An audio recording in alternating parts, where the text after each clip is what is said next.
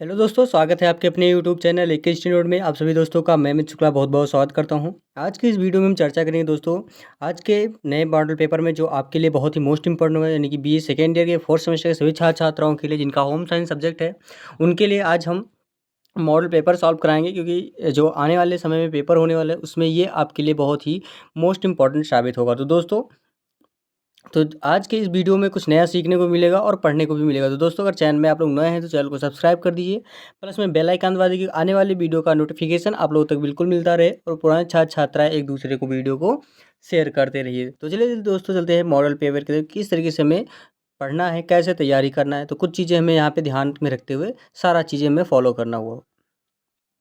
जी हाँ दोस्तों, कुछ इस तरीके से आपका पेपर होगा। मान लीजिए कि मॉडल पेपर दिया जाएगा, इसमें दिया रहेगा आपका बीए फोर्थ सेमेस्टर यानी होम साइंस गृह विज्ञान। प्रश्न पत्र होगा आपका आवास एवं प्रसार शिक्षा, न्यू एजुकेशन पॉलिसी। खंड आ से आपको सभी प्रश्न करने होंगे और प्रत्येक प्रश्न का जो आंसर है वो 50 शब्दों में देना होगा। जैसा कि आप लोग को पता है कि टाइम आपको 2 घंटे निर्धारित कर दिया गया है, तो 2-2 घंटे का पेपर आपका होगा और इसमें जो भी होगा आपको टाइम भी कम रहेगा और जो प्रश्न होगा प्रश्न का आंसर भी आपको कम में ही लिखना होगा। तो दोस्तों, कुछ इस तरीके से करना होगा पेपर आपको। अब आपका आता है पहले का फर्स्ट प्रश्न की आवाज़ की परिभाषा। अब आवाज़ की परिभाषा क्या है ये आपको यहाँ पे लिखना होगा, आवाज़ किसे कहते हैं। जैसे कि यानी रूथ मार्टिन जी के अनुसार कहा गया है आवाज़ की परिभाषा में कि आवाज़ को व्यक्तियों द्वारा अपने रहने हेतु संतोषप्रद स्थान ढूंढने में डालने वाले सामाजिक एवं आर्थिक दबाव के रूप में संदर्भित किया जाता है। तो इसी को हम कहते हैं आवाज़ की परिभाषा। तो ये था मार्टिन रूथ जी के अनुसार परिवेद आवास की परिभाषा। उसके बाद फिर सेकंड नंबर क्वेश्चन दिया गया है कि स्वनिर्मित भवन के 3 लाभ बताइए। बहुत ही मोस्ट इंपॉर्टेंट सेकंड प्रश्न दिया गया है कि स्वनिर्मित भवन के 3 लाभ बताइए। अब स्वनिर्मित भवन जो है उसके 3 लाभ कौन कौन से होते हैं, इसमें आप लोग लिखेंगे फर्स्ट नंबर, हेडिंग डालेंगे, इसमें लिखेंगे किराए के मकान में 3 लाभ निम्नलिखित हैं। स्वनिर्मित में निम्नलिखित 3 निम्नलिखित हैं। फर्स्ट नंबर में आपका आता है कि स्वनिर्मित भवन से व्यक्ति किराए के झंझट से मुक्त हो जाता है। यानी कि अगर आपका अपना मकान है, अपने हाथों से बनाया है, तो उसमें आपको 2 चीज़ें का, पहले तो आप जो किराया देते थे, पहले अगर किराए में रहते थे तो किराया जो देते थे उससे आपका झंझट कोई नहीं रहता है। फिर आता है आवास परिवर्तन की समस्या समाप्त, यानी कि आपको बार-बार घर चेंज करना, यानी आवास चेंज करने में आपको परेशानी नहीं होती है। थर्ड नंबर, इसमें स्वनिर्मित भवन में व्यक्ति अपने को गौरवान्वित महसूस करता है, यानी कि मैं खुद का मालिक बन चुका हूँ। तो ये होता है गौरवान्वित। तो ये इसके 3 लाभ होते हैं। उसका फिर थर्ड नंबर प्रश्न आता है कि घर और मकान में कोई 2 अंतर बताइए, यानी घर कैसा होता है और मकान कैसा होता है। जैसे कि आपको पता है इसमें घर और मकान में अंतर डालेंगे, तो इसमें सबसे पहले लिखेंगे घर का भावनात्मक आधार होता है जबकि मकान का भौतिक आधार होता है। यानी कि जो घर होता है वो यानी कि भावनात्मक आधार का होता है और मकान है एक भौतिक आधार का होता है। सेकंड नंबर, घर एक सीमित क्षेत्र है जबकि मकान एक विस्तृत क्षेत्र है। अगर मकान है तो वह बड़ा होता है और जो घर होता है वह सीमित क्षेत्र होता है, नहीं उसका कुछ ही भाग क्लियर होता है। तो ये होता है घर। उसके बाद फिर आपका आता है नेक्स्ट आपका फोर्थ नंबर क्वेश्चन दिया गया है कि आदर्श मकान की 2 विशेषताएं बताइए। बहुत ही मोस्ट इंपॉर्टेंट है। अब आदर्श मकान की 2 विशेषताएं कौन कौन सी हैं, इसमें आप लिखेंगे फर्स्ट नंबर, आदर्श मकान की 2 विशेषताएं निम्नलिखित हैं। फर्स्ट नंबर जैसे आपका आता है कि स्वास्थ्य के नियमों को अनुकूल बना हो, यानी स्वास्थ्य नियमों के अनुकूल बना हो। सेकंड नंबर, परिवार के सदस्यों का व्यक्तित्व को व्यक्त करें, यानी कि जो परिवार के सदस्य हैं उसमें व्यक्तित्व को व्यक्त यानी गणना करना। तो ये होता है आदर्श मकान की 2 विशेषताएं। फिर आता है आपका नेक्स्ट क्वेश्चन 5 नंबर, समूहीकरण। समूहीकरण क्या है, समूहीकरण किसे कहते हैं। जैसे भी प्रश्न आपके पेपर में पूछा जाए समूहीकरण के बारे में, तो सबसे पहले यही आपका आता है कि समूहीकरण के बारे में लिखिए, समूहीकरण को प्रदर्शित कीजिए, समूहीकरण किसे कहते हैं। जैसे आपको पेपर में आपका प्रश्न एक ही होता है, आंसर प्रश्न अलग अलग तरीके से भी आपके पेपर में पूछे जाते हैं, लेकिन आंसर आपका एक ही होता है। जैसे कि आपको यहाँ पर पता है कि समूहीकरण का अर्थ है कमरों की परस्पर स्थिति को देखते हुए उनकी व्यवस्था। यानी समूहीकरण का मतलब होता है कमरों की परस्पर स्थिति को देखते हुए उनकी व्यवस्था। यानी कि आवास में मुख्यतः 3 समूह होते हैं और इनको एक दूसरे से संबंधित करना आवासीय योजना का एक अंग है। तो ये आता है आपका समूहीकरण। अब आता है फिर 6 नंबर यानी बृहदता से आप क्या समझते हैं, बृहदता क्या है? इसमें आप लिखेंगे बृहदता के बारे में कि कमरे में कम स्थान का अधिकतम उपयोग करने से जो प्रभाव उत्पन्न होता है उसे हम बृहदता, यानी कि कम जगह में आप ब्रॉड घर बना लें तो इसी को कहते हैं हम बृहदता। बृहदता इसी को बोलते हैं। जैसे कमरे में कम स्थान है उसको अधिक उपयोग करने, यानी उसको अधिक उपयोग किया जाए तो इसी को हम बृहदता कहते हैं। तो आप लोग को समझ में आया होगा ये चीज़ें। उसके बाद फिर आपका आता है नेक्स्ट क्वेश्चन, 7th नंबर प्रश्न क्या है कि गैरेज क्या है, गैरेज किसे कहते हैं? बहुत ही मोस्ट इंपॉर्टेंट ये भी आपका प्रश्न है। अब जैसे गैरेज के बारे में आपको यहाँ पे है कि गैरेज की आवश्यकता उन्हीं मकानों में होता है जहाँ कार हो, किंतु वर्तमान मध्यम वर्गीय मकानों में भी गैरेज बनाया जाता है जिसमें संग्रह किया जा सकता है। वह कुछ क्रियाएं हेतु स्थान की व्यवस्था की जाती है। गैरेज मकान से लगा बनाना चाहिए ताकि 1 या 2 दीवार की बचत हो सके। गैरेज में पक्की मजबूत कंक्रीट की दीवार बनाई जानी चाहिए ताकि पेट्रोल आदि से आग लगने का भय ना हो। गैरेज में अपने आमने सामने का वायु विजन होना चाहिए और दरवाजे व खिड़की के नहीं बनाना चाहिए। गैरेज का न्यूनतम आकार 8 इंच या 8 बाई 18 इंच का या 10 बाई 20 इंच का होना चाहिए। सामान्यतः 7 इंच की ऊंचाई पर मचान बनाया जा सकता है जिस प्रकार संग्रह करने की एकत्रित किया जा सकता है। तो ये है गैरेज। उसके बाद फिर आपका आता है अतिथि कक्ष। अतिथि कक्ष किसे कहते हैं? ये भी आपका बहुत ही मोस्ट इंपॉर्टेंट है। अतिथि कक्ष के बारे में जैसे अब आपको अतिथि का मतलब होता है मेहमान, यानी कि मेहमान या हमारा कोई अपना खास। घर में एक अतिरिक्त कमरा ऐसा होता है जो हर समय आगंतुक यानी अतिथि का स्वागत करे। इस कमरे में न केवल समय समय पर आने वाले अतिथियों के रहने की व्यवस्था वरन उन उद्देश्यों की पूर्ति भी की जाती है। जब घर में अतिथि ना हो तब इस कमरे का पुस्तकालय या रुचिकर शौक केंद्र के रूप में उपयोग में लाया जा सकता है। यहाँ अध्ययन जैसे कार्य किए जा सकते हैं जिसमें ध्यान केंद्रित करने की आवश्यकता होती है। तो ये होता है अतिथि कक्ष के बारे में। अब आपका आता है नेक्स्ट क्वेश्चन कि कार्य केंद्रों के 2 लाभ बताइए। बहुत ही मोस्ट इम्पोर्टेंट, कार्य केंद्रों के 2 लाभ कौन कौन से हैं? इसमें आप लोग लिखेंगे दोस्तों, कार्य केंद्र के निम्नलिखित 2 लाभ हैं। नंबर 1 में आपका लिखेंगे फर्स्ट नंबर में कि कार्य केंद्र समय व शक्ति की व साथ ही विचारों का बचत करता है। यानी कार्य केंद्र जो है वो समय व शक्ति की और साथ ही विचारों का भी बचत करता है। सेकंड नंबर, कार्य केंद्र रसोई घर में चलने के रास्ते में कमी करता है। जो कार्य केंद्र होता है रसोई घर में चलने के रास्ते में कमी करता है, तो ये कार्य केंद्र हो आते हैं। उसके बाद फिर आपका आता है नेक्स्ट क्वेश्चन 10th नंबर। तो ये है आपका लास्ट क्वेश्चन है, सबसे मोस्ट इंपॉर्टेंट क्वेश्चन है सेक्शन ए का, और ये सेक्शन ए के सारे आपके पेपर में पूछे भी आते हैं। जैसे आप कार्य केंद्र हमने आपको 2 लाभ बता ही दिया। अब आता है 10 नंबर अल्पना। अल्पना के बारे में यहाँ पे आपको लिखा है कि अल्पना शब्द जो है वो संस्कृति के आलिंबना शब्द से जन्मा है। जो आलिंबना है उसी को हम अल्पना कहते हैं, जिसका अर्थ होता है मूलतः कलात्मक रूप से किसी भी भाव का प्रारंभ करना होता है। जैसे अंगुलियों के माध्यम से कलात्मक चित्रकारी की अल्पना कहते हैं, तो इसी को हम अल्पना कहते हैं। तो ये हो गया आपका अल्पना। अब आपको एक एक प्रश्न, ये सारे हमने एक एक करके बता ही दिया है। ये आपका सेक्शन ए के सारे प्रश्न थे। तो दोस्तों वीडियो अच्छी लग रही हो जरूर लाइक करें, चैनल को सब्सक्राइब करना बिल्कुल ना भूलें और एक दूसरे को वीडियो को शेयर करते रहिए दोस्तों। अब आपका आता है खंडवा। खंडवा से केवल आपको 4 प्रश्न करने हैं और प्रत्येक प्रश्न का आंसर आपको 150 शब्दों में देना है। अब जैसे हमने आपको अभी सेक्शन ए के सारे प्रश्न बताया, अब आपका आ जाता है सेक्शन बी। सेक्शन बी में हम आपको ये सारे प्रश्न बताएंगे जो आपके पेपर के अकॉर्डिंग हो, और ये हमने जो प्रश्न बताया है ये सारे आपके पेपर के अकॉर्डिंग ही बताया है, और आपके पेपर में ये सारे प्रश्न आएंगे या नहीं आएंगे ये आपकी चिंता की विषय होती है। लेकिन जो मैं ये आपको प्रश्न देता हूँ ये आपको 100 to 100% पेपर में आने के चांसेस होते हैं। सबसे ज़्यादा बार आपके पेपर में प्रश्न पूछे जाते हैं, इसी वजह से ये सारे प्रश्न आपके उस पेपर में लेके आते हैं। अब जैसे आपका आ जाता है नेक्स्ट क्वेश्चन कि घर शिक्षात्मक कार्य लिखिए, यानी कि घर का शिक्षात्मक कार्य लिखिए। अब जैसे आपका आता है घर के शिक्षात्मक कार्य लिखिए। अब घर के शिक्षात्मक कार्य लिखेंगे आप लोग यहाँ पे शिक्षात्मक कार्य। इसमें लिखेंगे घर के वातावरण का बच्चों के व्यवहार पर बहुत प्रभाव पड़ता है। जीवन के पहले पाठ को बालक घर में ही पढ़ता है, यानी कि जो जीवन का पहला पाठ होता है वो बालक का वो क्या करता है, पहला पाठ ही घर पे ही पढ़ता है। घर उसके व्यक्तित्व के विकास में महत्वपूर्ण योगदान देता है। बच्चों का लालन पालन, विकास व दिशा निर्देशन घर के वातावरण के अनुसार ही होता है। बच्चे परिवार के मूल्य स्तर, रहन सहन का ढंग, रीति रिवाज घर से ही सीखते हैं। वह बड़ों के पद चिन्हों पर चलते हैं। घर बालक की प्रारंभिक सामाजिकरण का आधारशिला है।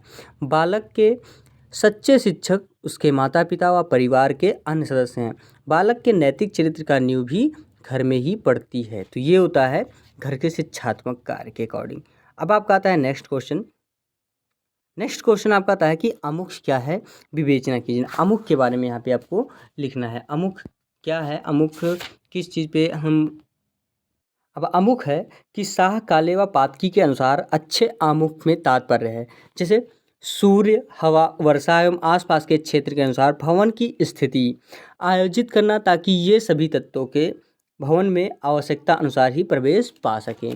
आर.एस. देशपांडे जी ने अपनी पुस्तक modern ideal Holmes for Indian में लिखा है कि उचित आमुख से तात्पर्य एक भवन के नक्शे को इस प्रकार निर्धारित अथवा मुख प्रदान करने से है जिसके द्वारा उसके निवासी प्राकृतिक संपदा जैसे सूर्य, हवा तथा वर्षा से जो कुछ उनके लिए अच्छा है उसका आनंद उठा सके तथा कुछ उनके आराम में बाधक है उसे हटा सके। आमुख का आंग्ल पर्याय है ओरिएंटेशन, जिसका भावार्थ है आकाश के पूर्वी भाग की स्थिति, यानी कि ओरिएंटेशन का मतलब होता है दोस्तों आकाश के पूर्वी भाग की स्थिति। यानी भवन की योजना के संबंध में आमुख एक महत्वपूर्ण स्थान रखता है और आमुख की उचित स्थिति द्वारा हम भवन की स्थापना में प्राकृतिक तत्वों जैसे हवा, धूप, वर्षा आदि का अधिकतम लाभ प्राप्त कर सकते हैं।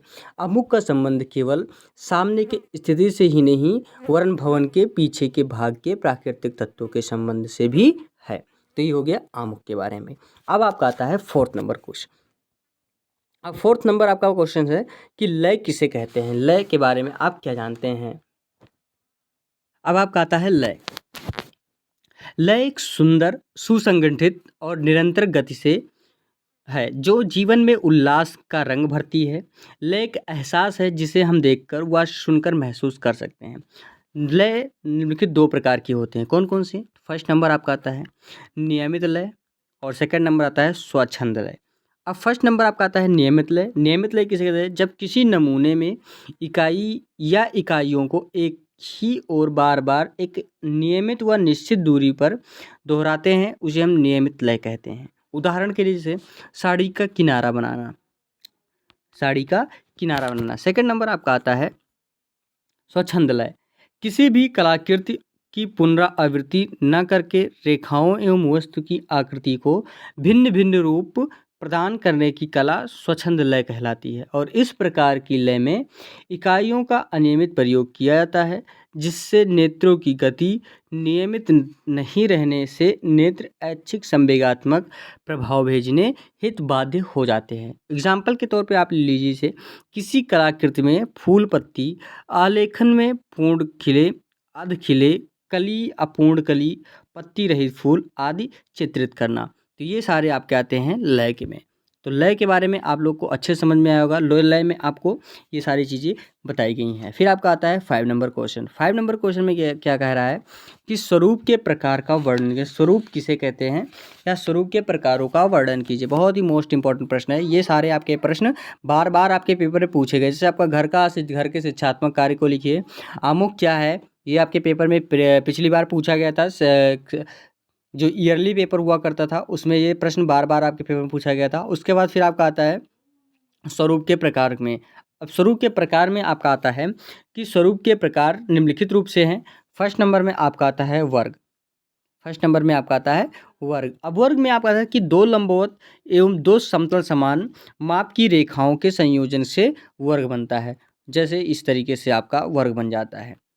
तो आपके दोनों समान होने चाहिए, ये कह रहा है। फिर आता है सेकंड नंबर। सेकंड नंबर कहता है आयताकार। जैसे 2 लंबवत आपका हो गया। उसका कहता है 2 समतल आसमान माप, यानी कि जो जिसका हम माप ना कर सकें। यानी कि लंबवत एक माप की एवं समतल एक माप की होनी चाहिए, यानी कि लंबवत का एक माप का होना चाहिए और जो समतल है वो एक माप का होना चाहिए। तो इसे हम कहते हैं आयताकार, यानी रेखाओं के संयोजन से बनता है। फिर आता है थर्ड नंबर। थर्ड नंबर क्या है? त्रिभुज। त्रिभुज क्या है? अब त्रिभुज में आपको एक समतल एवं दो तिरछी रेखाओं के संयोजन से बनता है, यानी कि एक समतल ये आपका हो गया और दो तिरछी रेखाएं हो जाती हैं, ये आपका त्रिभुज हो जाता है। तो इस तरीके से आपका ये हो गया त्रिभुज। अब आपका है फोर्थ नंबर। फोर्थ नंबर कह रहा है आपका पंचभुज। क्या कह रहा है? पंचभुज। पंचभुज में आपका आता है कि 5 रेखाओं के समायोजन से पंचगन का स्वरूप बनता है। रेखाओं में चार तिरछी तथा एक समतल रेखाएं होती हैं। 4 मान लो तिरछी रेखाएं हो गई और एक समतल रेखाएं हो गई, तो इसी को हम कहते हैं पंचभुज। तो ये आपका पंचभुज हो गया। उसके बाद फिर आपका आता है नेक्स्ट क्वेश्चन।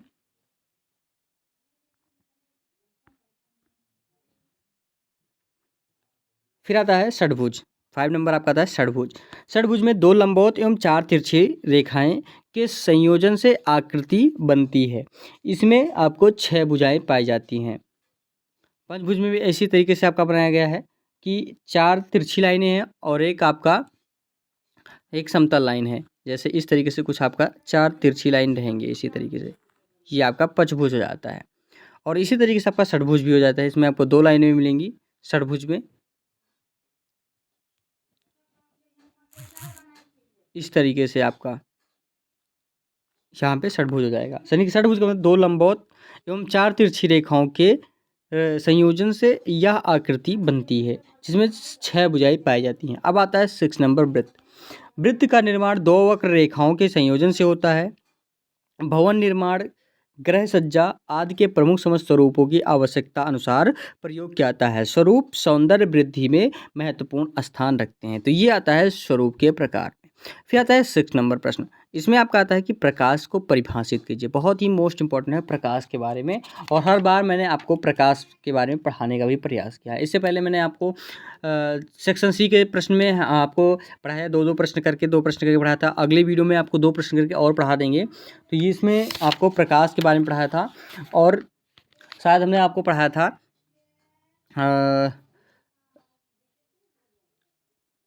फर्नीचर के बारे में।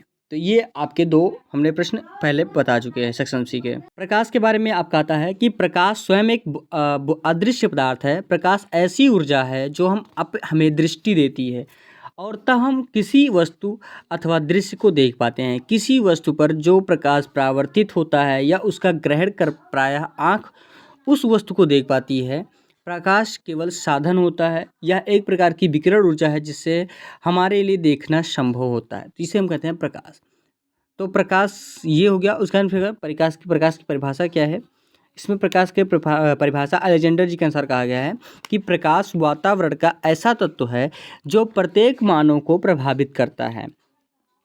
और अर्नेल जी के अनुसार कहा कि प्रकाश ऊर्जा का वह स्वरूप है जो दृष्टि को संभव बनाता है और क्या करता है, हम अपनी आँख से वस्तुओं को देखते हैं। फिर आता है थर्ड नंबर में इसमें आता है कि हेलन जे वार्ड जेंट जी के अनुसार कहा गया है कि प्रकाश ऊर्जा का वह रूप जो कि देखने की क्रिया का संभव बनाती है। तो ये आपके अलग अलग महाशयों जी का अलग अलग परिभाषा थी जो हमने आपको एक एक करके बताया। तो ये था आज के वीडियो का सेक्शन बी के। सेक्शन बी में इस तरीके से आपके सारे प्रश्न, यानी कि हमने 5 प्रश्न बता दिया है और 5 प्रश्न में यही प्रश्न आपके पेपर में पूछे भी जाते हैं। फिर आता है सेक्शन सी। सेक्शन सी में आपको केवल 2 प्रश्न करने हैं और प्रत्येक प्रश्न का आंसर आपको 4 शब्दों में देना है। जैसे पहला आपका 7वां नंबर प्रश्न दिया गया है कि उत्तम व आदर्श मकान की अवधारणा क्या है? घर के सुरक्षात्मक आर्थिक सामाजिक कार्य लिखिए। अब आता है 8 नंबर प्रश्न कि गृह कला से आप क्या समझती हैं और गृहिणी के प्रतिदिन कि जीवन में इसका क्या महत्व है। फिर आता है 9th नंबर प्रश्न कि कला के प्रमुख सिद्धांतों का वर्णन कीजिए। और 10th नंबर प्रश्न आता है कि प्रकाश के स्रोत क्या हैं, प्रकाश के प्रकारों का वर्णन कीजिए। तो इस तरीके से सारे प्रश्न आपके पेपर पे पूछा जाता है। तो ये प्रश्न हमने बता दिया है, और एक फर्नीचर के बारे में हमने आपको बताया। तो ये दोनों प्रश्न आपके लिए बहुत ही मोस्ट इम्पोर्टेंट। ये प्रश्न हमने आपको 2011 के मॉडल पेपर में से निकाला था, जो कि आपके पेपर में इससे पहले आपकी जो ईयरली पेपर हुआ करता था उसमें ये प्रश्न पूछा गया था। इसी वजह से मैंने आपको सेक्शन सी के जो 2 प्रश्न बताए हैं उसमें आपको पढ़ने के लिए सबसे ज़्यादा चांस है। तो दोस्तों आज के वीडियो में बस यहीं तक रहेगा और अगली वीडियो में हम आपको इसके 2-2 प्रश्न करके वीडियो बना देंगे, जिससे कि आपको सेक्शन सी के प्रश्न भी मिल जाएंगे और आपको लेखन संबंधी भी क्लियर हो जाएगा कि इस तरीके से हमें कॉपी में लिखना है, और छोटा थोड़ा शॉर्ट कर देंगे कि इसमें ज़्यादा बड़े होते हैं प्रश्न, तो इससे कि आपको थोड़ा सा टाइम भी कम मिलता है और अच्छे से पढ़ नहीं पाते हैं। तो ये सारी चीज़ें देखते हुए मैं आपको अलग अलग वीडियो बनाया करते हैं, और अच्छे से पढ़ते रहिए दोस्तों। अगली वीडियो तक इंतजार करिए। इसी के साथ अगली वीडियो में हम आपके साथ फिर से उपस्थित होंगे। धन्यवाद दोस्तों। जय हिंद।